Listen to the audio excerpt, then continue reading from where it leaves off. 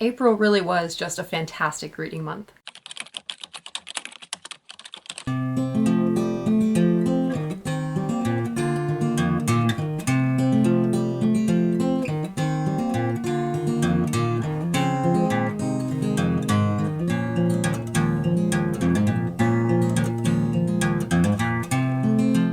As you should have been able to tell from not only the thumbnail but also the title of this video, this is going to be a review of The Wedding People.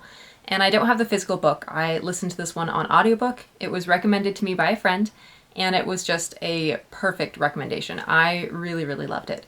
I think I read it or listened to it in 3 days, maybe, because I usually just listen to audiobooks while I'm at work. So when I'm not working, I don't listen to them. So sometimes that can stretch out over a period of time, but I was really, really invested in this one and really wanted to just continue listening to it even when I got home, but I made myself wait and listen to it at work. So it took me maybe 3 days, but it's a very easy read, and I don't think it was anything earth-shattering or really mind-blowing, but it was just a really good, fun read. To give y'all a brief synopsis, if you haven't heard of the book or haven't looked into it at all, The Wedding People is about this woman in her 40s, I believe. See, now I'm gonna be getting myself in trouble, but midlife, and she has been very depressed and going through some very difficult life things, and decides spur of the moment to take a trip to this hotel that she's always wanted to visit.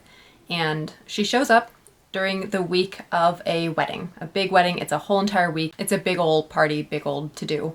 And she shows up and ends up becoming friends with the bride and becomes kind of part of the wedding people and spends the week with them. And some very interesting things come out of that. Some fun relationships, some deep truths, and it was just a good time. It was one of those books where I kind of knew where most of the twists were going. Like, chapter to chapter, I kind of figured, okay, this is going to happen next, and then this is going to happen after that. So not very many things were a surprise, but I still really enjoyed the journey, and I enjoyed getting to that next part. So even though I knew it was coming, I didn't really know how or what all the reactions would be or whatever else. And I just had a really, really good time listening to it and enjoying it. It was a very easy read, but a very enjoyable read. I've said before that it's hard to talk about the writing of a book when I'm just listening to the audiobook, because if the narrator does a really good job, then I think that the writing's great, and if the narrator does not do a good job, it makes the writing feel clunky just because the telling of the book is clunky. So this narrator did a really, really good job, and I felt like the writing was really good too. But I would at some point maybe like to get my hands on the book and read it for myself and really pay more attention to the writing, because when I'm listening to an audiobook, I'm really not paying a lot of attention to the writing. Again, it just depends on how good the narrator is, how good of a job he or she does. So can't speak a whole lot for the writing, but it seemed to be good. It seemed to be just easy to go through, and I don't really have any complaints about it, at least. I also thought that the characters were really well done, and the chemistry between two of them was just perfect. It was so good. Oh my gosh, the first scene where they're together, I was like giddy, and I had so much fun with that scene. So yes, the chemistry was very good. I thought the characters were well done. They felt like real people, and everybody had flaws, and everybody had, good points also. And I feel like there was not a single perfect person among them.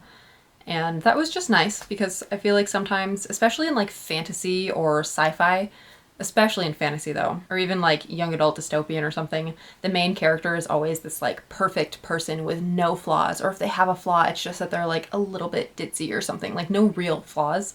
So it's really nice to have been reading books lately where everybody does have sometimes some very major flaws, or just things that are lacking in their personal character, and yet they're still enjoyable, and they just feel like they're human, because we all have flaws.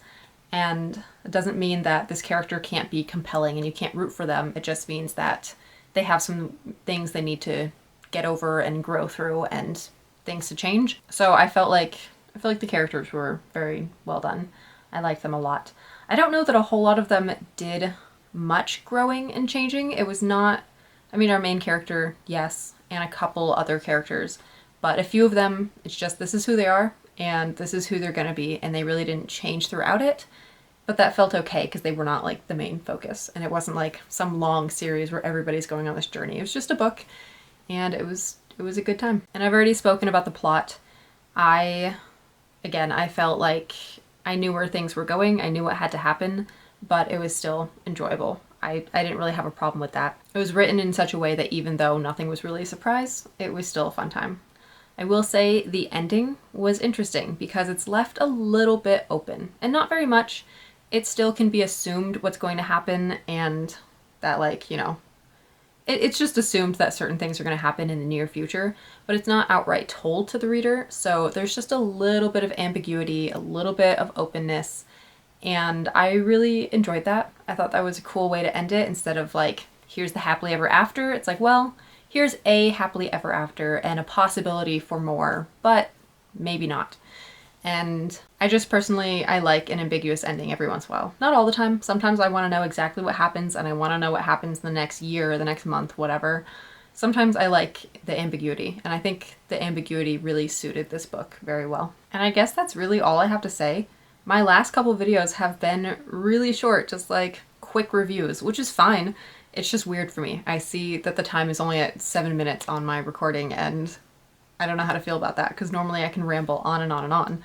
But I don't really have much else to say about The Wedding People. It was a good book. It was 5 stars for me just because I had a really good time reading it. I enjoyed it. It's not something that I think, you know, is going to change your life and that everybody should read, and I'm sure there are things wrong with it that people can find, but if you're looking for just a fun, easy read, this is it. It does handle some deeper topics like depression, but it's not very heavy-handed. I think the beginning is the part that's going to be the heaviest, and then from there it gets a lot lighter. So I guess proceed with caution, but also it's not super, super heavy. So yeah, I thought it was mostly just a fun time. But that's going to do it for this video. So if you liked it, please leave a like and subscribe down below if you haven't already. And comment down below if you've read The Wedding People and what did you think of it if you did. And if you haven't, is it something that you think you would enjoy reading, or is it not at all on your radar? Comment anything else you want also. I'm trying to give some ideas, I guess. I don't know. Give a little nudge. But that's all from me, so thank you so much for watching, and I will see you in the next one. Bye-bye!